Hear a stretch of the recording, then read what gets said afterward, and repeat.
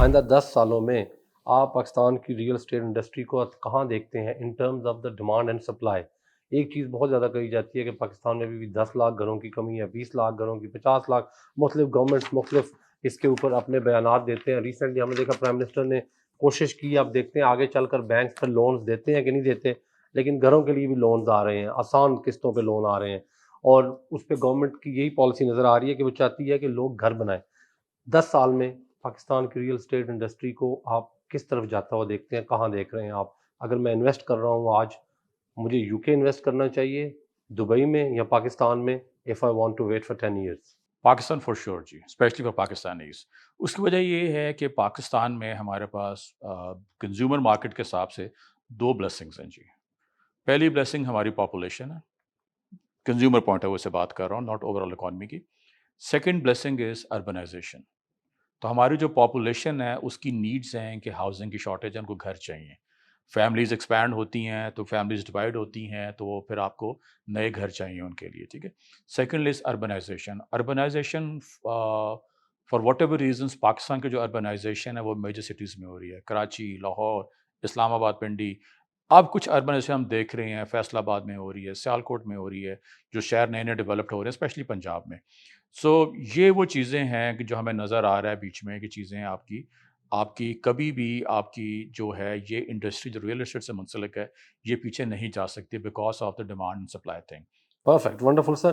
ہم نے بھی دیکھا ریسنٹلی، اگر کل تک کوئی ایک آپ نے ایک بات کی 10 لاکھ گھروں کی، 10 لاکھ گھروں کو اگر آپ کوانٹیفائی سر کریں تو 10 لاکھ گھروں کا مطلب ہے کم از کم 5 نئے شہر، کیونکہ لاہور شہر جو کہ بنا ہوا ہے ہنڈریڈز آف ایئرس، لاہور شہر میں میرا نہیں حال 2-2.5 لاکھ سے زیادہ گھر ہوں گے اس کی پاپولیشن کے حساب سے، ٹھیک ہے، شاید اس سے کم ہی ہوں گے۔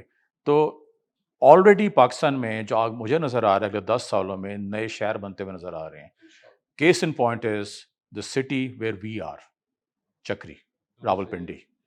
تو دیٹ اٹ سیلف وہاں پہ Gandhara, D H A Gandhara آ گیا وہاں پہ، تو وہ اٹ سیلف ایک نیا شہر بننے جا رہا ہے جی۔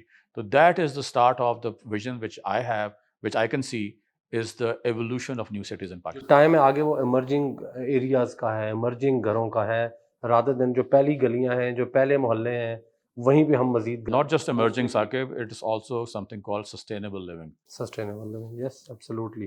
تو نئے ایریاز کو ایڈ کرنا پڑے گا اور سسٹینیبل لیونگ کی طرف جانا پڑے گا، اور سسٹینیبلٹی اور نئے ایریاز کی جہاں بات ہوتی ہے، جدت کی بات ہوتی ہے، انوویشن کی بات ہوتی ہے، وہاں پہ اے آئی کا ذکر آتا ہے۔